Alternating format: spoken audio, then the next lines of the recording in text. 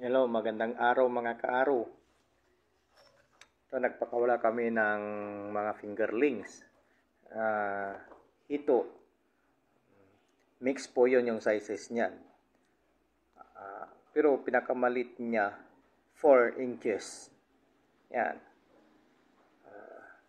8,000 na piraso. Yan. Yan yung Hito farm ng aking otol. Yan yung aking kuya. Siya yung personal na nagpapakawala ng mga fingerlings.